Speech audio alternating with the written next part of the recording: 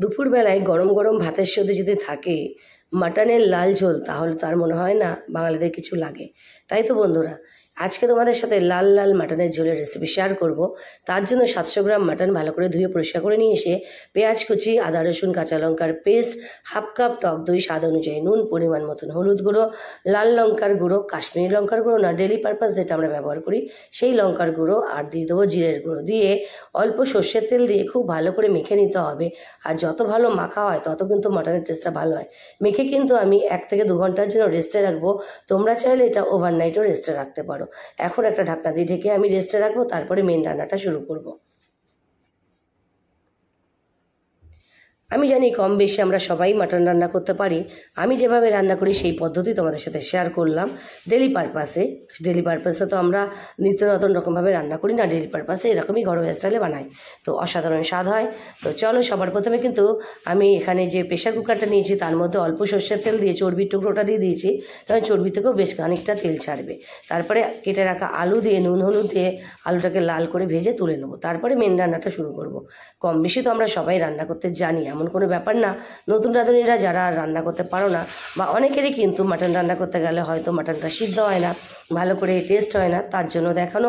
আমি যেভাবে বানাই আশা করি সবার ভালোই লাগে, আর একবার তোমরা আমার পদ্ধতিতে বানিয়ে দেখবে, ভালো লাগবে। আলুটা ভেজে তুলে নিয়ে তারপরে তো আমি এখানে গোটা এলাচ, তেজপাতা, দারচিনি ফোড়ন দিয়ে পেঁয়াজ কুচি দিয়ে দিলাম। পেঁয়াজটাকে কিন্তু একটু লাল করে ভেজে নেবো। আর চর্বিটা তুলে নিয়ে চর্বি থেকে যেটুকু তেল ছাড়া ছেড়েছে, বাদবাকিটা কিন্তু এরকমই রয়েছে। এখন কিন্তু এর মধ্যে বাদবাকি আদা রসুন কাঁচা লঙ্কা যে পেস্ট করে রেখেছিলাম সেটা দিয়ে দিলাম।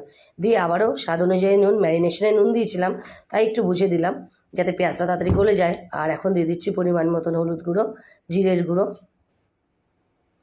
ধনে গুঁড়ো, আবারও দিয়ে দেবো লঙ্কার গুঁড়ো।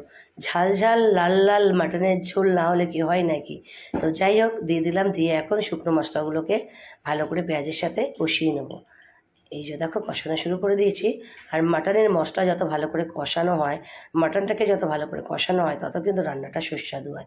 এখন দিয়ে দিচ্ছি মাটনটা দিয়ে কিন্তু বেশ খানিকক্ষণ কষাতে হবে। তো যাই হোক, মাটনটা দিয়ে এখন কষাবো।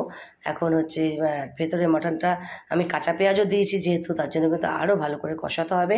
কষাতে কষাতে যখন একটু কালারটা চেঞ্জ হয়ে আসবে, তখন এর মধ্যে 2টো কেটে রাখা টমেটো দিয়ে দেবো। টমেটো দেওয়ার পরে কিন্তু আবারও কষিয়ে নেবো। আর আমি এর মধ্যে একটু গরম মশলা গুঁড়ো এখনই দিয়ে দিচ্ছি, যেহেতু প্রেশার কুকারে রান্না করব, তাই আমি একসাথে সব মশলাগুলো দিয়ে কষাবো। এই যে দিয়ে দিলাম, দিয়ে এখন খুব ভালো করে কিন্তু টমেটোর সাথে কষিয়ে নিচ্ছি। তাহলে বন্ধুরা, আমি যে রান্নার রেসিপিগুলো ছাড়ি তোমাদের কেমন লাগে আমাকে কিন্তু অবশ্যই জানিও। আর অন্য কোনো রকমের রেসিপি তোমরা দেখতে চাও কি না সেটাও আমাকে জানিও, আমি তোমাদের ডিমান্ডে অবশ্যই পূরণ করার চেষ্টা করব। আর যারা যারা নতুন বন্ধু আছো, নতুন আমার রেসিপিগুলো দেখছো আর আমার সাথে এখনও যুক্ত হওনি, তাদেরকে বলবো অবশ্যই আমার পেজটাকে ফলো করে দিয়ে পাশে থেকো। সবসময় আমার পাশে পাবে, আর নিত্য নতুন রেসিপি অবশ্যই তোমাদের সাথে শেয়ার করব। দেখো, টমেটোটা কিন্তু প্রায় গলে যাচ্ছে। আমি মাটনটাকে বেশ অনেকক্ষণ ধরে কষিয়েছি। কষানোর পরে পরিমাণ মতো জল দিয়েছি। জল দেওয়ার সময় ভিডিওটা একটু কেটে গেছে। সবসময় এখানে ওয়ার্ম ওয়াটার বা একটু ফুটান্ত জল রান্নাতে ব্যবহার করব, তাহলে রান্নার স্বাদটা কিন্তু খুব ভালো হয়। আমি এখানে উষ্ণ গরম জল দিয়ে দিয়েছি। দেওয়ার পরে এখন আলুটাকে দিয়ে দিলাম। দিয়ে এখন একটা ঢাকনা দিয়ে ঢেকে তোমাদের প্রেশার কুকারের কোয়ালিটি আর মাটনের কোয়ালিটি এইটা বুঝে কিন্তু হুইসেলটা দেবে। আমি এখানে 3টে হুইসেল দেবো, তাতেই আমার মাটনটা সিদ্ধ হয়ে যাবে। আমি তারপরে 3টে হুইসেল পড়ার পরে আমি ঢাকনা খুলে দেখিয়ে দিচ্ছি যে কেমন হয়েছে মাটনের কালারটা। দেখো, লাল লাল মাটন একদম রেডি গরম গরম ভাতের সাথে খাওয়ার জন্য। তাহলে তোমাদের এই মাটনের রেসিপিটা কেমন লাগলো জানাতে কিন্তু বলো না। ভালো লাগলে যারা যারা পেজ ফলো করে ফলো করে